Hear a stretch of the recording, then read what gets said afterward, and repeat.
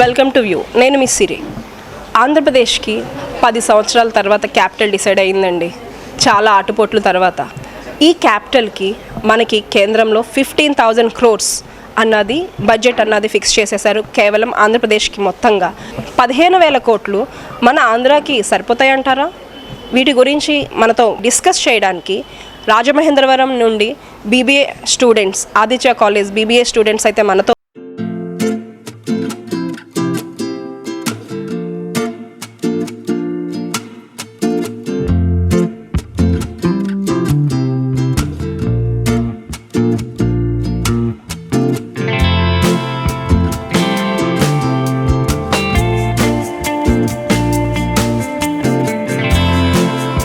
College students మొత్తం, BBA students మొత్తం మనకి వారి ప్రిన్సిపల్ ప్రోద్బలంతో కంప్లీట్గా బడ్జెట్ అనాలిసిస్ ప్రోగ్రామ్ ఒకటి, ఎక్స్పో ఒకటి క్రియేట్ చేశారండి. చాలా వినూత్నంగా తయారు చేశారు. ప్రతిదీ ఒక్కొక్క క్యాడర్లో ఒక్కొక్క ప్రజెంటేషన్ అయితే ఇక్కడ చూపిస్తున్నారు. అవేంటో మనం ఒకసారి చూసేద్దాం పదండి.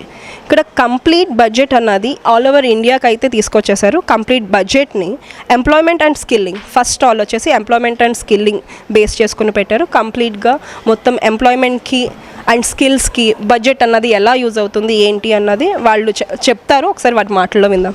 Hi everyone. ఈ బడ్జెట్ ఎంప్లాయ్మెంట్కి, complete all over India budget ఎంప్లాయ్మెంట్కి ఏ విధంగా యూజ్ అవుతుంది అనుకుంటున్నారు? యాక్చువల్గా ఇవి మెనీ సెక్టార్స్గా డివైడ్ చేశారు మేడం. యాక్చువల్గా నా సెక్టర్ అయితే స్కిల్లింగ్ అండ్ ఎంప్లాయ్మెంట్. దీంట్లో చాలా బ్రాంచెస్ ఉన్నాయి. ఉమెన్ ఎంప్లాయ్మెంట్కి, నెక్స్ట్ మినిస్ట్రీ ఆఫ్ ఫైనాన్స్కి అన్ని విధాలుగా డివైడ్ చేసి చెప్పడం జరిగింది మేడం. ఇదైతే ఈ ల్యాప్టాప్ ఉంటే చూస్తే మీకు అంత ఇన్ఫర్మేషన్ మొత్తం తెలుస్తుంది మేడం. ఇదైతే 5 సెక్టార్స్గా డివైడ్ అయింది మేడం. దాని ఎక్స్ప్లెనేషన్ ఇది. ఓకే, 5 సెక్టార్స్గా డివైడ్ చేశారు. ఓకే, ఒకసారి can you brief this? You tell about this employment. So education loan కొంతమందికి పైన గవర్నమెంట్ బెనిఫిట్స్ రావు కొంతమంది. సో గవర్నమెంట్ ఫైనాన్షియల్ సపోర్ట్గా లోన్స్ ఇస్తుంది 10 lakhs. సో ఆ 10 lakhs డెమోక్రటిక్ ఇన్స్టిట్యూషన్కి ఇస్తున్నారు. సో ఈ వోచర్స్ అనేది డైరెక్ట్గా 1,00,000 స్టూడెంట్స్కి డైరెక్ట్గా ఇచ్చేస్తున్నారు. సో దీనివల్ల మనకి ఇంట్రెస్ట్ అనేది ఎక్కువగా పడదు. And internship in top company. So 1,00,000 మంది స్టూడెంట్స్ని ఒక 500 కంపెనీస్ ట్రైన్ చేస్తున్నాయి. లైక్ మనకి జాబ్ రావాలంటే ఏదో ఒక కంపెనీలో ట్రైన్ చేయాలి. కాబట్టి ఈ 1,00,000 మంది స్టూడెంట్స్ని 500 కంపెనీస్ ఈ 5 yearsలో ట్రైన్ చేస్తాయి, స్కిల్ చేస్తాయి. ఎందుకంటే వాళ్ళకి జాబ్ రావాలని. So 12 months PM's internship with monthly allowances of 5,000. So అప్పుడు దాకా మనకి గవర్నమెంట్ 5,000 అనేది ఇస్తూ ఉంటుంది అలవెన్సెస్ ఇంటర్న్షిప్ ఎంప్లాయీ స్టూడెంట్స్కి. ఓకే, అండ్ గవర్నమెంట్ అనేది స్కిల్ డెవలప్మెంట్కి చాలా పెద్దపీట వేశారండి. బడ్జెట్లో మంచి బడ్జెట్ అన్నది కేటాయించారు. అండ్ వీరి మాటల్లో విందాం, వాళ్ళ ఒపీనియన్ తెలుసుకుందాం. హాయ్ అండి, మీ పేరు? లతశ్రీ. లత గారు, ఇంకేంటి యాక్చువల్గా స్కిల్ డెవలప్మెంట్ అండ్ ఎంప్లాయ్మెంట్ మీద ఏమి ఇచ్చారు బడ్జెట్? మీ ఒపీనియన్ ఏంటి? ఉమెన్స్కి వర్క్ ఫోర్స్ అనే పార్టిసిపేషన్ ఇచ్చారు. గవర్నమెంట్ అనేది ఉమెన్స్కి వర్కింగ్ హాస్టల్స్ ప్రొవైడ్ చేస్తూ, ఎస్టాబ్లిషింగ్ క్రీచెస్ అంటే వర్క్ చేస్తున్న వాళ్ళకి చిన్నపిల్లలు ఉంటారు, వాళ్ళకి స్పెషల్ ప్లేస్ అనేది ప్రొవైడ్ చేస్తారు. ఇంకా దాంతోపాటు స్పెసిఫిక్ స్కిల్లింగ్ ప్రోగ్రామ్స్ అనేది కూడా ప్రొవైడ్ చేస్తున్నారు. ఇంకా అది ప్రమోటింగ్ మార్కెట్ యాక్సెస్, SHG అంటే సెల్ఫ్ హెల్ప్ గ్రూప్స్లో మార్కెట్ యాక్సెస్ అనేది ఇంక్రీజ్ చేస్తున్నారు. ఇంకా ఫైనాన్స్ మినిస్టర్ 3 lakh crore వరకు బడ్జెట్ని ప్రొవైడ్ చేస్తున్నారు. సూపర్. ఉమెన్ ఎంప్లాయీస్ కూడా, ఎంప్లాయ్మెంట్ కూడా చాలా పెద్దపీట వేశారు. చాలా బ్యూటిఫుల్ ఆప్షన్స్ అయితే మనకి బడ్జెట్లో ఇవ్వడం జరిగింది. అండ్ నెక్స్ట్ వచ్చేసి కంప్లీట్గా infrastructure and irrigation, urban development and infrastructure base చేసుకుని ఇక్కడ కంప్లీట్గా ప్రజెంట్ చేశారు. బడ్జెట్ అసలు ఎలా ఇచ్చారు, ఏం చేశారు అనేది. Hi everyone. Hi, hello. మీ ఒపీనియన్ ఏంటి ఇన్ఫ్రాస్ట్రక్చర్కి అండ్ అర్బన్ డెవలప్మెంట్కి ఇచ్చిన బడ్జెట్ బేస్ చేసుకుని? అర్బన్ డెవలప్మెంట్కి వస్తే మనకి 4 స్టేజెస్ ఉంటాయి. అర్బన్ డెవలప్మెంట్లో ఒకటి స్టాంప్ డ్యూటీ అన్న. స్టాంప్ డ్యూటీ అంటే మీకు గవర్నమెంట్ స్థలాలు ఉంటాయి కదా మ్యామ్, గవర్నమెంట్ స్థలాలు మనకి ఇస్తారు మ్యామ్. ఇంకోటి వచ్చి స్ట్రీట్ మార్కెట్స్ అంటే పూలు అమ్ముకుంటారు కదా, వీధిలోకి వచ్చిన పూలు అమ్ముకుంటారు, అదే బాగా కూరగాయలు అమ్ముతారు, అది వస్తుంది. ట్రాన్స్ఫర్ ఓరియంటెడ్ డెవలప్మెంట్ అంటే మీకు గవర్నమెంట్ హౌసెస్ అవన్నీ ఉంటాయి కదా, అది మీకు ఇక్కడ ఎక్స్ప్లెయిన్ చేస్తాను. వాటర్ మేనేజ్మెంట్, ఇప్పుడు గోదావరిలో వేస్ట్ వాటర్తో పక్క వెళ్ళిపోయి నీకు ప్యూర్ వాటర్ మనకు వచ్చేస్తుంది కదా, అది వాటర్ మేనేజ్మెంట్గా అర్బన్ డెవలప్మెంట్ చేస్తున్నాం. ఇప్పుడు మనం హౌసింగ్ చూస్తున్నాం ma'am. Housing PM Awas Yojana urban 2.0 ma'am. 2.0లో మన దగ్గర ఈ పిఎం డైరెక్ట్గా ఎక్కువ కాన్సన్ట్రేట్ చేసింది మిడిల్ క్లాస్ మీద, పూర్ పీపుల్ కాన్సన్ట్రేట్ చేశారు. మెయిన్లీ వాళ్ళు బడ్జెట్ అయితే 10 lakh crores ఇచ్చారు మ్యామ్. 10 lakh crores వాళ్ళు ఎక్కువ కాన్సన్ట్రేట్ చేసింది 1 crore మన మినిమం పెట్టుకున్నారు. మినిమం 1 crore పీపుల్కైనా కండిషన్లో హెల్ప్ చేయాలని వాళ్ళు పెట్టుకున్నారు మ్యామ్. ఇది అర్బన్ డెవలప్మెంట్. అండ్ ఇన్ఫ్రాస్ట్రక్చర్ గురించి మీ opinion? Okay, you could speak in English.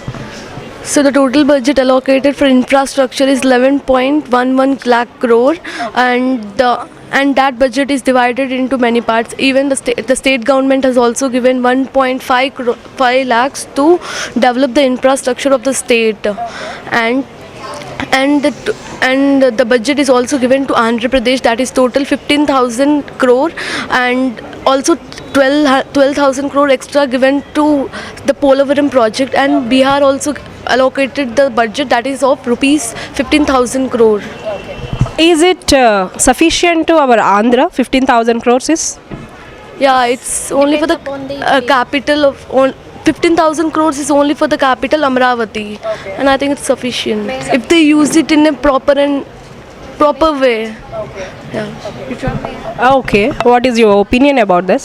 Actually, if you see, they have given 12,000 crore only for the Polavaram project, and comparatively to that, if you see the Amravati capital, it's a huge. Yes. So I don't think that 15,000 crore will be sufficient to that. Either they have to reduce the budget for the Polavaram project, or either they have to increase the budget for the Amravati capital. So that's all my opinion on that. Yes. What is the reason for that? For what? Could you please describe the reason for? Like, ma'am, see, you're giving 12,000 crore only for the particular project. It's not fair that if you give for 15,000 crore, you're giving it for capital development. That's not fair, right? Okay. So that's why I think that it is not a fair point that you give 12,000 for Polavaram and 15,000 for Amaravati capital. అంటే యాక్చువల్గా మనకి పోలవరం ప్రాజెక్ట్కి 12,000 crores వరకు ఇచ్చారు, but capital కోసం అమరావతి కోసం మాత్రం 15,000 crores ఇచ్చారు. అదే పోలవరానికి తగ్గించి 12,000 ఈ 15,000లో యాడ్ చేస్తే ఇంకా ఇన్ఫ్రాస్ట్రక్చర్ని డెవలప్ చేయొచ్చు కదా అని చెప్పేసి అంటున్నారు. మీ పేరు? హనీ గారు. And anything? Okay, thank you so much and nice opinion for that. మన భారతదేశానికి అగ్రికల్చర్ అన్నది చాలా ఇంపార్టెంట్. ఈ అగ్రికల్చర్ కోసం మనకి ఎటువంటి బడ్జెట్ క్రియేట్ చేశారు, ఎటువంటి బడ్జెట్ ఇచ్చారు, ఆ బడ్జెట్ గురించి వీళ్ళ ఒపీనియన్ ఏంటో మనం తెలుసుకుందాం. హలో అండి. హలో, మనందరికీ తెలుసు మన బడ్జెట్ జూలై 22వ తారీఖున విడుదల చేయడం జరిగింది. అందులో మన బడ్జెట్ ఆంధ్రప్రదేశ్కి ఎంత వస్తుంది, ప్లస్ ఇంకా ఎన్నెన్ని ప్రయారిటీస్కి ఏమేమి ఇచ్చారు బడ్జెట్ గురించి. మాది వచ్చేసి అగ్రికల్చర్ ఓరియంటెడ్ ప్లస్ ఆక్వాకల్చర్ కూడా. అగ్రికల్చర్లో మనకు 1.52 crores అన్నది ఇవ్వడం జరిగింది. Plus rural credit cards for the farmers కూడా ఇచ్చారు. అగ్రికల్చర్ ఓరియంటెడ్గా మనకు ఇంకా ఆక్వాకల్చర్ ఎక్స్పోర్ట్స్ ద్వారా ఎంత రెవెన్యూ ఎర్న్ చేసామన్నది 60,000 crores ఎర్న్ చేసాము. కాబట్టి అందులో ట్యాక్స్ రిజీమ్స్ తగ్గించి ఇంకా మన ఫార్మర్స్ ఇంకా ముందుకు సాగాలని, ప్లస్ మన ఎక్స్పోర్ట్స్ ఇంకా పెరగాలని చెప్పి ఎక్స్పోర్ట్స్ ట్యాక్స్ కూడా తగ్గించారు. ఆయిల్ సీడ్స్ మనకు చాలా ఇంపార్టెంట్. మనం కరోనా టైంలో ఆయిల్ ప్రైసెస్ హై అవ్వడం వల్ల చాలా ఫేస్ చేసాము. అందువల్ల ఆయిల్ సీడ్స్ ప్రొడక్షన్ మనకు సరిపడా ఉండాలని చెప్పి అందులో కూడా కస్టమ్ డ్యూటీ ట్యాక్సెస్ కూడా తగ్గించారు. అది మొత్తం మార్చ్ 2026 వరకు ఆయిల్ సీడ్స్ మీద ఎటువంటి కస్టమ్ డ్యూటీస్ లేకుండా అది ప్రయారిటైజ్ చేశారు. ధన్యవాదాలు. మీ ఒపీనియన్ ఏంటి, ఎలా అనిపిస్తుంది అలా చేయడం వల్ల? అంటే అది చాలామందికి ఉపయోగపడుతుంది. అంటే ట్యాక్స్ పెరగడం వల్ల మనకు ఆటోమేటిక్గా ప్రతి ఒక్క ప్రైస్ పెరిగిపోతుంది. ఇలా ఆయిల్ సీడ్స్ మీద వాటి మీద ప్రైస్ తగ్గిస్తే అది మొత్తం అందరికీ హెల్ప్ అవుతుందని అనుకుంటున్నాం. ఫార్మర్స్ ఇంకా ముందుకు ఇంకా ఫార్మర్స్ ప్రొడ్యూస్ చేయాలి, ఇంకా వ్యవసాయం కొనసాగాలంటే గ్యారంటీగా ట్యాక్స్ అన్నది తగ్గించాలి, ఇంకా మోర్లన్నీ స్కీమ్స్ రిలీజ్ చేయాలి అని. ఓకే, మన ఆంధ్ర యాక్చువల్గా అగ్రికల్చర్లో టాప్ 2 అండ్ ప్యాడీలో టాప్ 2 అండ్ ఆక్వాకల్చర్లో కూడా నెంబర్ 1 పొజిషన్లో ఉన్నారు. ఆంధ్ర కోసం ఏ విధంగా వీళ్ళు ఏర్పాటు చేశారనిపిస్తుంది మీకు, అండ్ ఎటువంటి విధంగా యూటిలైజ్ చేయొచ్చు అంటారు? ఉన్న స్కీమ్స్ ప్రకారం అయితే మ్యామ్ ఇంకా మనకు ఆక్వాకల్చర్ అనేది మెయిన్ ఇక్కడ కోనసీమ చూసుకున్నా కానీ ఈస్ట్ గోదావరిలో చూసుకుంటే సీ ఎక్స్పోర్ట్స్ అన్నవి ఎక్కువ జరుగుతూ ఉంటాయి. ఇప్పుడు మనకు ట్యాక్స్ తగ్గించడం వల్ల చాలా బెనిఫిట్ అనే చెప్పొచ్చు. ఇంకా ఎక్స్పోర్ట్స్ చేయడం వల్ల మనకు రెవెన్యూ అన్నది పెరుగుద్ది. ఆటోమేటిక్గా ఇండియాకు కూడా రెవెన్యూ ఎర్న్ చేసే అవకాశం ఉంటుంది. మనకు పర్టికులర్గా ఆంధ్ర గురించి ఎక్కువ తెలుస్తుంది. ఇంకా ఎక్స్పోర్ట్స్ ఇక్కడే ఎక్కువ జరుగుతున్నా అన్న విషయం అందరికీ తెలుస్తుంది. Super, thank you so much. Next వచ్చేసి కంప్లీట్గా మనకి ఎనర్జీ సోర్స్ గురించి ఒక ఇన్కమ్ బడ్జెట్ అయితే తీసుకురావడం జరిగింది. మోస్ట్ ప్రాబ్లీ అది విండ్ ఎనర్జీ అవ్వచ్చు, సోలార్ ఎనర్జీ అవ్వచ్చు, పవర్ కన్జంప్షన్ అవ్వచ్చు. ఇది కంప్లీట్గా ఈ అనాలిసిస్ని మనకి చేశారు మన BBA students Aditya degree college నుంచి. మీ పేరు? శిరీష గారు. శిరీష, ఏమనిపిస్తుంది ఈ ఎనర్జీ సెక్యూరిటీకి బడ్జెట్ ఎంత కేటాయించారు? మీ ఒపీనియన్ ఏంటి? ఎంతవరకు దాన్ని యూటిలైజ్ చేస్తే బాగుంటుందంటారు? ప్రస్తుతం ఇండియా 2024 బడ్జెట్ 48.21 lakh crores అనేది పెట్టారు. దాంట్లో 19,100 crores అనేది ఎనర్జీ సెక్యూరిటీకి యూటిలైజ్ చేశారు. ఇందులో ఏమిటంటే మనం ఇప్పుడు దాకా ఎలా ఎలక్ట్రిసిటీ అనేది ప్రొడ్యూస్ చేసాం, ఇప్పుడు వరకు ఏన్షియంట్ డేస్ వరకు మన ఎలక్ట్రిసిటీ అనేది ఫాజిల్ ఫ్యూయల్స్ ద్వారా ప్రొడ్యూస్ చేసాం. కానీ ఫాజిల్ ఫ్యూయల్స్ అనేవి ఎప్పుడైతే బర్న్ చేస్తామో అవి మనకి హార్మ్ఫుల్ సబ్స్టెన్సెస్ కానీ గ్రీన్ హౌస్ గ్యాసెస్ అలాంటి టాక్సిక్ సబ్స్టెన్సెస్ని ఎన్వైర్న్మెంట్లోకి రిలీజ్ చేస్తారు. సో దానివల్ల మనకి క్లైమేట్ చేంజెస్ రావచ్చు, water pollution, air pollution and even or health disorders కూడా రావచ్చు. తర్వాత ఈ పోస్ట్ కోవిడ్ తర్వాత నుండి పీపుల్ అనే వాళ్ళు చాలా హెల్త్ కాన్షియస్ అయిపోయారు. సో ఏ ప్రోడక్ట్ వాడినా వాళ్ళకి ఎకో ఫ్రెండ్లీగా వాడాలని చూస్తారు. సో ద గవర్నమెంట్ ఏం చేసిందంటే ఇప్పుడు ఎలక్ట్రిసిటీ అనేది ఫాజిల్ ఫ్యూయల్స్ ద్వారా కాకుండా రినూవబుల్ సోర్సెస్ అంటే ఏదైతే ఇంకా పర్మనెంట్గా ఎగ్జిస్ట్ అవుతుంది అంటే సన్లైట్ కానీ వాటర్ కానీ విండ్ కానీ ఇలాంటి సోర్సెస్ ద్వారా ఎలక్ట్రిసిటీ అనేది ప్రొడ్యూస్ చేయాలనుకున్నారు. సో దీనివల్ల పీపుల్కి ఏం హామ్ ఏమి ఉండదు. సో వాళ్ళు బెనిఫిట్ అవుతారు, వాళ్ళకి ఎటువంటి ఇంపాక్ట్స్ అనేవి ఉండవు. So it will be benefited to the people. Natural రిసోర్సెస్ని కూడా పర్టికులర్ వేలో సఫిషియెంట్ వేలో మనం యూస్ చేసుకోవడానికి ఒక మంచి తరుణం ఇది. యాక్చువల్గా అయితే విండ్ ఎనర్జీని, సోలార్ ఎనర్జీని మెయిన్గా వాళ్ళు ఎక్కువ ఎలివేట్ చేస్తున్నారు. అండ్ మీ ఒపీనియన్ ఏంటి, మన ఆంధ్రాకి ఈ విండ్ ఎనర్జీకి సోర్సెస్ ఏమైనా అవైలబిలిటీ ఉందా లేదా? ఏపీకి ఇవన్నీ సోర్సెస్ అనేవి అవైలబుల్గా ఉన్నాయి. ఇవన్నీ ఒకవేళ ఇంప్లిమెంట్ కానీ అవుతే ఏపీ అనేది కొంచెం డెవలప్ అవుతుంది. It will be better than old previous year. Very nice explanation. And next వచ్చేసి మనకి కంప్లీట్గా budget 2024. Okay, what is this? Innovation, research and development.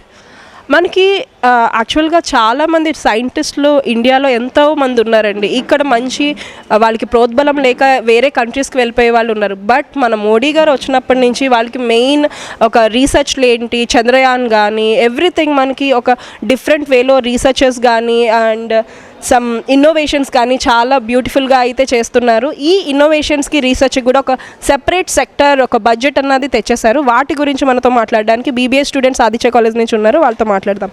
Hi. Hi. What is the opinion about the research and innovations budget? So actually there are two, private sector and the next comes space economy.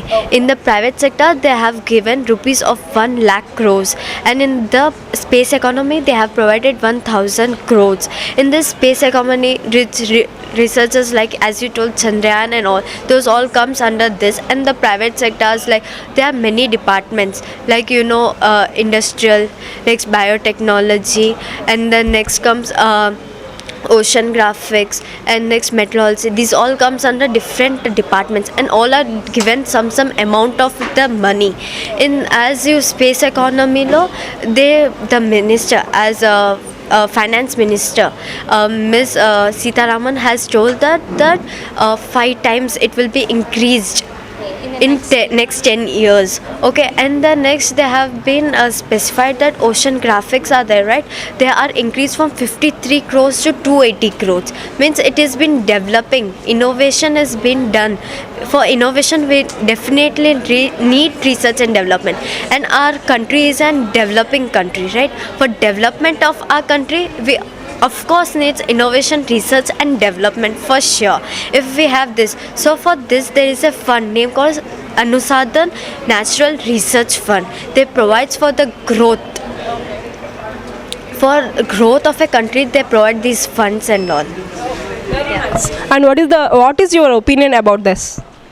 Well కొన్ని increase చేశారు, కొన్ని అలాగే decrease చేశారు. ఎందుకంటే ముందు సంవత్సరం బడ్జెట్లో కొన్ని వాడలేని కొన్ని రిసోర్స్ ఉన్నాయని చెప్పి కొన్ని డిక్రీజ్ చేశారు. అందులో ఒకటి మెట్రాలజీ. అలా కాకుండా ఉన్న దాంట్లోనే కొంచెం ఎక్కువ యూస్ చేసుకోవాలని నేను అనుకుంటున్నాను. Very nice.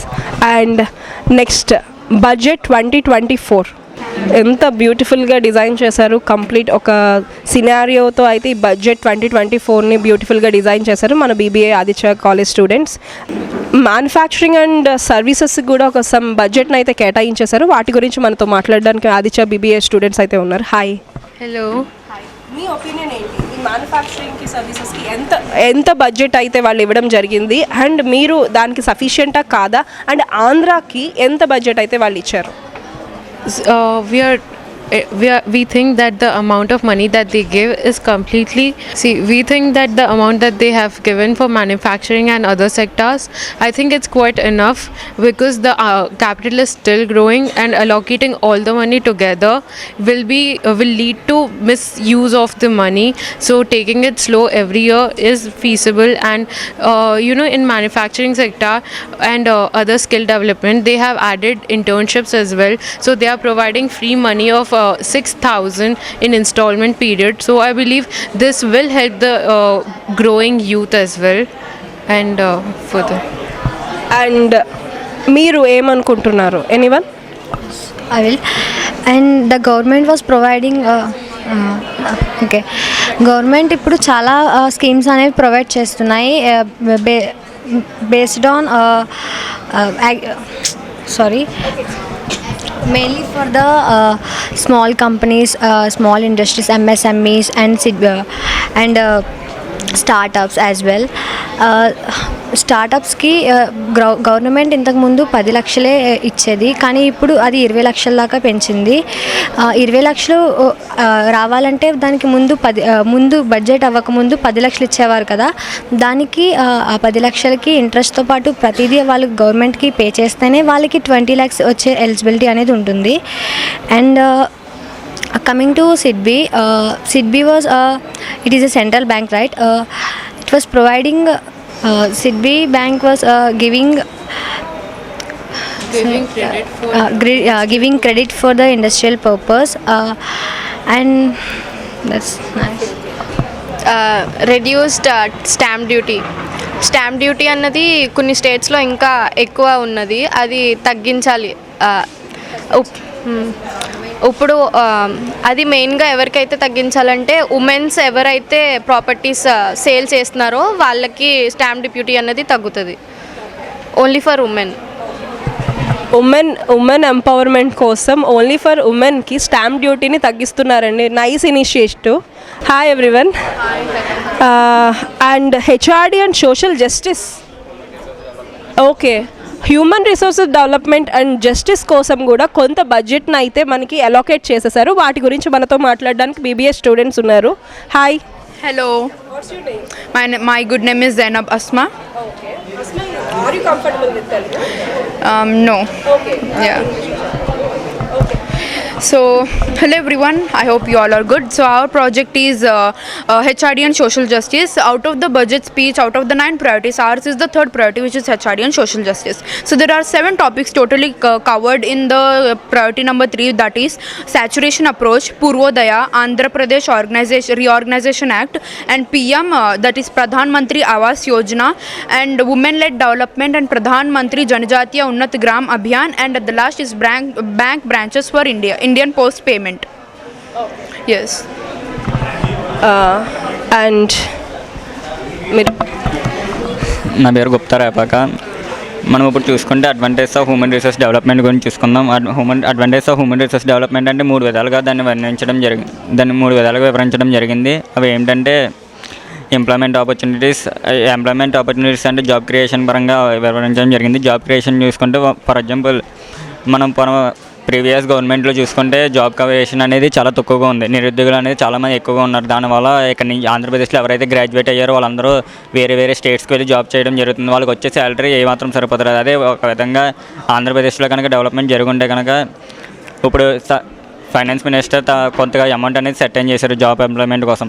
అది ఎవరైతే గ్రాడ్యుయేట్ అవుతున్నారో వాళ్ళ పర్సన్స్కి అమౌంట్ అనేది చేస్తే కనుక ఫర్ ఎగ్జాంపుల్ ఏదైతే స్కిల్ కోర్సెస్ అంటే జాబ్ ప్రోగ్రామ్స్ లాంటివి కండక్ట్ చేస్తారో దాని ద్వారా మనం ఇంటర్వ్యూలో చాలా ముందుకు వెళ్ళగలుగుతాం. సో దానివల్ల ఎంప్లాయ్మెంట్ రేట్ అనేది కూడా తగ్గుతుంది. అలాగే నిరుద్యోగులు అనే సంఖ్య కూడా బాగా తగ్గుతుందని నా అభిప్రాయం. సూపర్ అండి. అండ్ మాట్లాడతారా? ఓకే. అండ్